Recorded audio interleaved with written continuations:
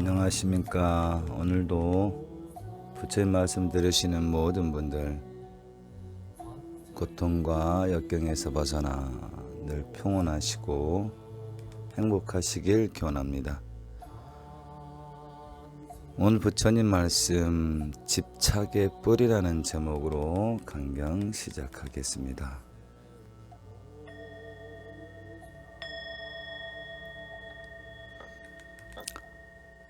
부처님께서 사와띠 기원정사에서 말씀하셨습니다. 쾌락, 견해, 규칙과 관습, 자아의 이론에 대한 집착 등 4가지의 집착이 있다. 비구들아, 이 4가지 집착들의 뿌리가 어디에 있는가? 욕망이 그 뿌리이다. 또한 욕망의 뿌리는 감각이고, 감각의 뿌리는 감각적 접촉에 있고, 감각적 접촉의 뿌리는 감각적 느낌의 6가지 바탕이며, 감각적 느낌의 6가지 바탕의 뿌리는 마음과 형체이고, 명칭과 형체의 뿌리는 의식이고, 의식의 뿌리는 업의 형성. 이 업을 형성하는 뿌리는 무명이다. 이 4가지 집착을 이해한 채 하지만 이해한 것을 옳게 버리지 못하는 수행자들이 있다. 쾌락에 대한 집착을 버렸지만 견해에 대한 집착이나 규칙과 간섭에 대한 집착, 자아이론에 대한 집착을 버리지 못하는 이가 있다. 그는 견해에 대한 집착, 규칙과 간섭에 대한 집착, 자아이론에 대한 집착을 사실대로 이해하지 못하기 때문이다. 쾌락에 대한 집착과 견해에 대한 집착을 버렸지만 규칙과 간섭에 대한 집착이나 자아이론에 대한 집착을 버리지 못한 이도 있다. 규칙과 간섭에 대한 집착과 자아이론에 대한 집착을 사실대로 이해하지 못하기 때문이다. 쾌락에 대한 집착, 견해에 대한 집착, 규칙과 간섭에 대한 집착은 버렸지만 자아이론에 대한 집착을 버리지 못한 이도 있다. 자아이론에 대하여 사실대로 이해하지 못하기 때문이다.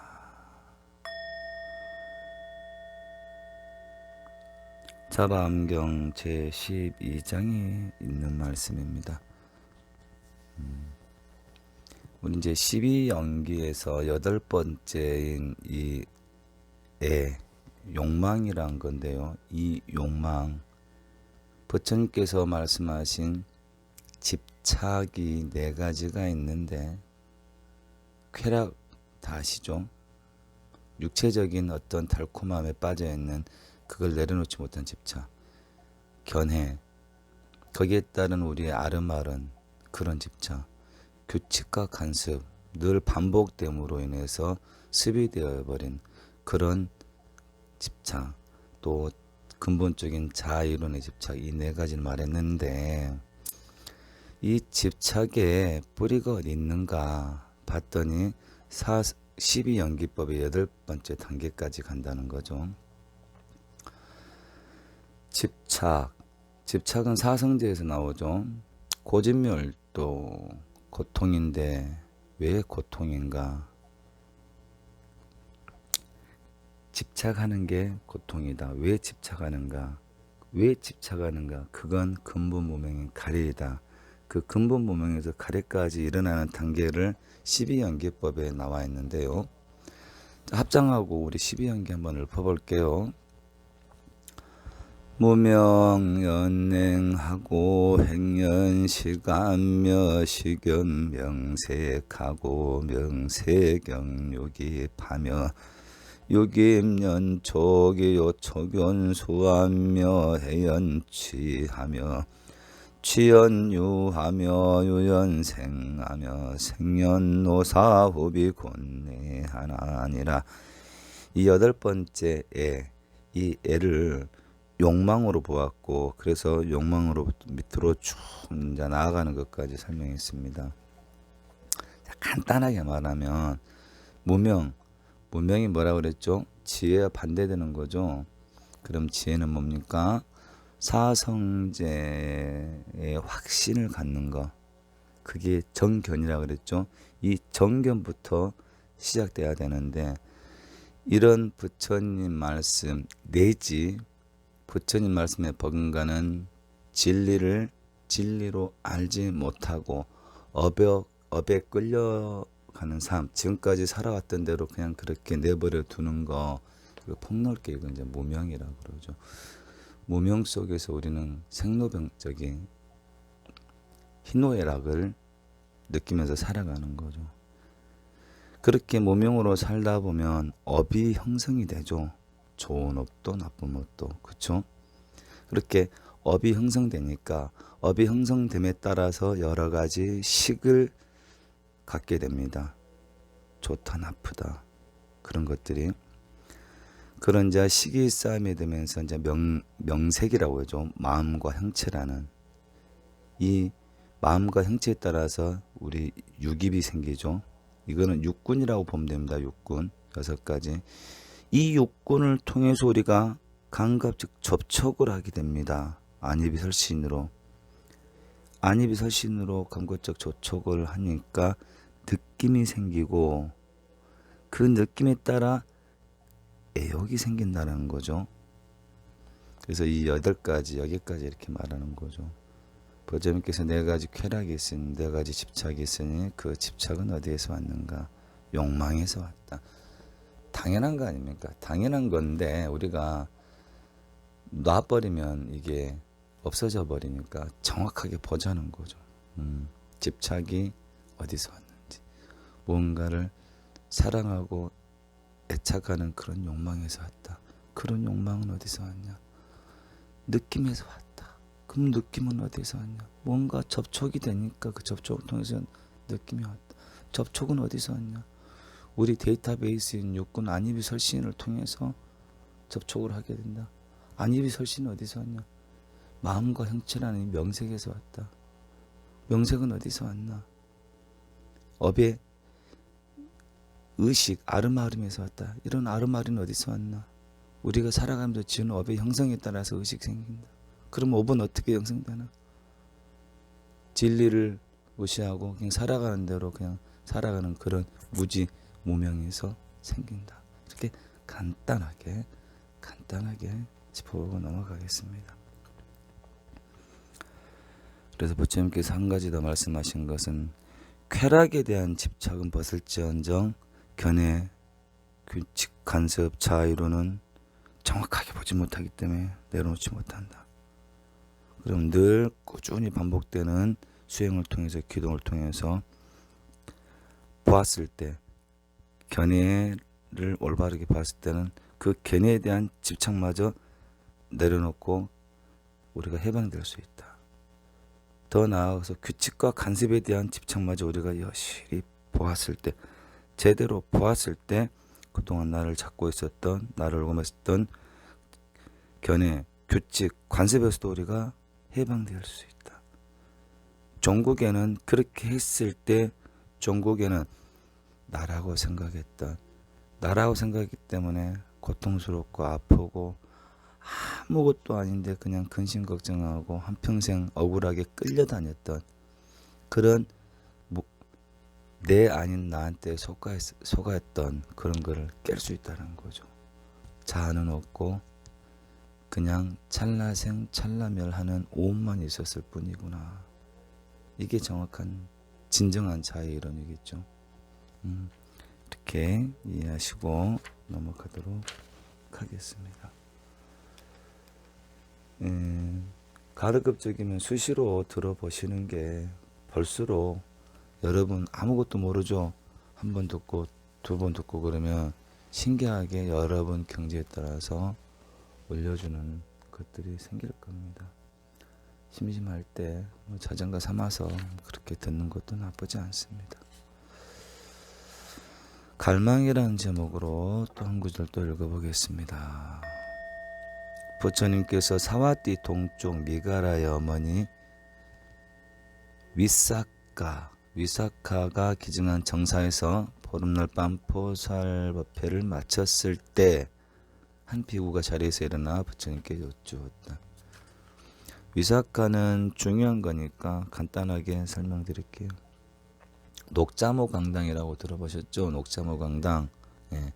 그리고 전에 강경 있을 때 자이나교 집안으로 시집간 보살님 얘기했죠. 예, 그 보살님이 위사카입니다. 자이나교도 들어가지고 시아버지하고 한바탕하고 끝내는 시가댁을 통째로 불교에 귀의시킨 부처님 생애 1등 공신, 1등 시봉보살, 보시제일로도 유명합니다. 보시제일 위사카 이렇게 임명하셔도 되죠. 그래서 그 위사카가 녹자모 강당도 기증을 했는데 지금 거기에서 지금 보름날 밤 포살법회를 하는 걸 말한 겁니다. 위사카가 기증한 정사는 녹자모 강당이기 때문에 이때 한 비구가 자리에서 일어나 부처님께 여쭈었습니다. 세존이시여, 감히 여쭐 말씀이 있는데 대답해 주시겠습니까? 비구여, 너의 자리에 앉아 묻도록 하라. 그는 자리에 앉아 부처님께 여쭙니다. 세존이시여, 육신에 대한 집착, 감각에 대한 집착, 지각에 대한 집착, 의지에 대한 집착, 그리고 분별에 대한 집착을 5가지, 즉 오온에 대한 집착이라 하셨습니까? 그래, 그러하니라. 내가 말한 대로 그것이 오온의 집착이다. 세존이시여, 그렇다면 이 5가지, 즉 오온에 대한 집착은 어디에 뿌리를 두고 있습니까? 오온에 대한 집착은 그 뿌리를 갈망에 두고 있느니라. 여기서 이제 갈망이라 표현한 것은 이제 애욕을 말하는 겁니다. 애욕. 이걸 이제 통틀어 갈애라고 하죠. 좀 전에 말씀드렸던 사성제 2번째 집착. 그 집착의 뿌리는 갈애. 쉼 없이 만족하지 못하고 무언가를 구하려고 하는 갈증나는 그 마음 때문에 우리는 행복하고 싶어도 불행해지는 생각과 불행해지는 행을 하게 됩니다. 그러니 어떻게 행복해질 수 있겠습니까? 행복해지고 싶은데요, 다들 불행해지는 인연의 씨앗을 심고 있어요. 그걸 스님이 보고 그러지 마세요. 그래봐야 별 재미없을 뿐더러 끝내는 더 고통받게 됩니다. 이렇게 좋은 길이 있으니까 이 좋은 세상에서 살아갑시다. 다만 여러분들이 그동안 50년, 60년을 늪에서 살았기 때문에 해보지 않은 행을 해서 그 늪에서 벗어나는 행은 여러분이 직접 하셔야 됩니다. 이거는 그 누구도 예수도 공자도 석가모니도 해줄 수 없는 겁니다. 단 여러분들이 거기서 나왔을 때 여러분들이 최고의 열매를 딸 수 있는 곳으로는 제가 안내하겠습니다. 간단하게 말하면 이런 거잖아요. 늪에서 벗어나려면 일단은 자아의 정확한 이론을 습득하고 정확하게 깨셔야 되는 거예요. 그동안 나라고 생각했던 내가 진짜 나는 무엇이고 가짜 나는 무엇이고 나를 올감했던 나는 무엇인지 진정한 자아의 개념을 살렸을 때 우리가 무엇을 보고 무엇을 중히 여기고 무엇을 멀리 여해야 될지 이게 정확한 올바른 견해가 섰을 때 우리의 삶은 바뀌게 된다는 거죠.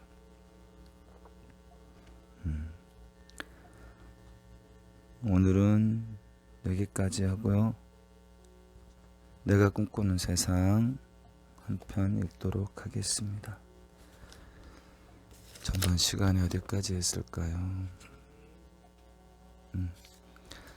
말의 평정이란 제목으로 한 구절 읽겠습니다.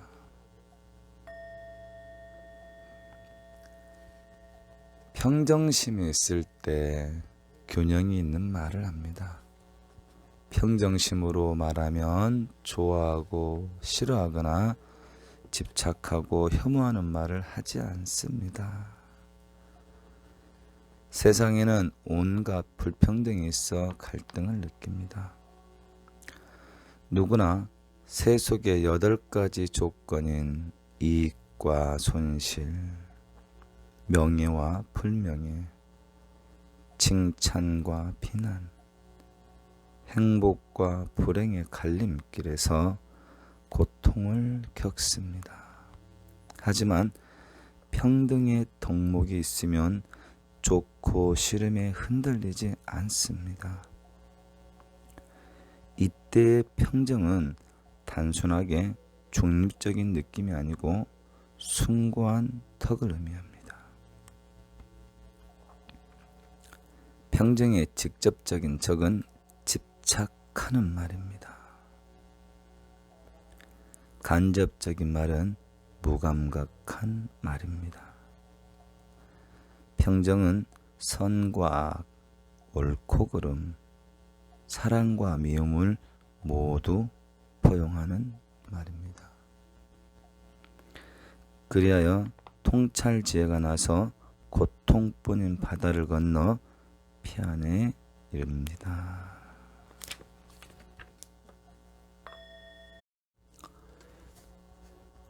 중간에 보면은 평정심과 어떤 표현이 있었죠? 중립적인 느낌 혼동할까봐 한 번 더 말했었는데요. 평정심은 모두 다 섭수하고 이해하는 거고요. 중립적인 것은 그 어느 쪽에도 기울이지 않는 건데 언뜻 보면은 비슷한 말 같기도 한데 평정심은 어떻게 말을 해야 될까요? 좋아하고 싫어하면서 벗어났다? 뭐 이렇게 표현하면 적당할까요? 그렇기 때문에 늘 그때그때 맞는 말을 해줄 수 있다. 근데 중립적인 자세는 조금 한 발 빼는 자세 그런 느낌이 오죠. 뭐 중립적인 자세만 지키면서 살아도 크게 불편한 일은 없을 것 같은데 공부하시는 분들은 진정한 평정심을 유지할 수 있도록 노력해 봐야 되지 않겠습니까? 저는 이제 조금 거리가 있는 얘기일 수도 있는데요. 우리는 이번 생에 받아야 될 행복이나 어떤 불행, 아픔, 기쁨, 슬픔 이런 것들이 있다면 공평하게 다 똑같이 있을 것 같아요. 공평하게 똑같이 있다는 것은 데이터적으로 똑같다는 얘기가 아니라 그 사람의 지원은 업식에 합당한 정확한 내 인생의 인내와 모든 것들이 있는데 그런 생각이 듭니다. 내가 애써야 될 때 행복해버리면 그 애쓰면 이자가 붙어가지고 언젠가 애를 써야 될 거고요. 내가 지금 애를 쓰고 인내해버리면요. 내가 누려야 될 행복이 점점 이자 붙어서 내 인생에 앞에 기다리게 된다. 어떤 그런 느낌을 여러 번 받았습니다.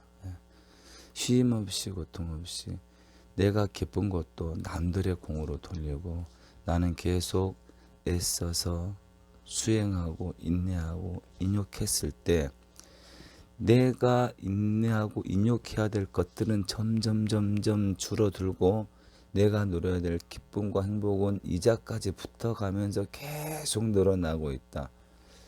이건 제 개인적인 견해인데요.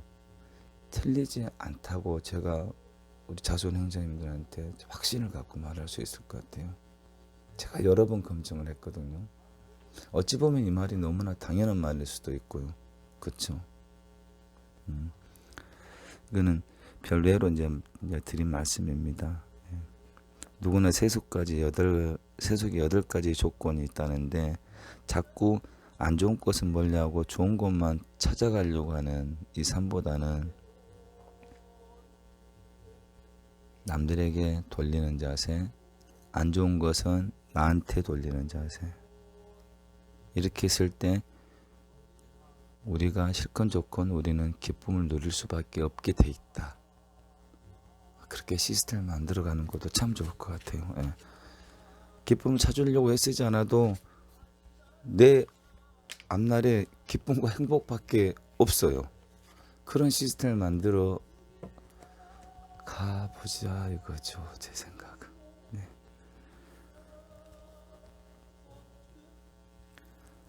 일단 이런 마음으로 늘 애쓰는 하루, 그렇게 애써서 더욱더 건강해지는 하루, 그래서 늘 좋을 수밖에 없는 내일을 만드는 그런 하루, 그렇게 복짓고 하루 살아보겠습니다.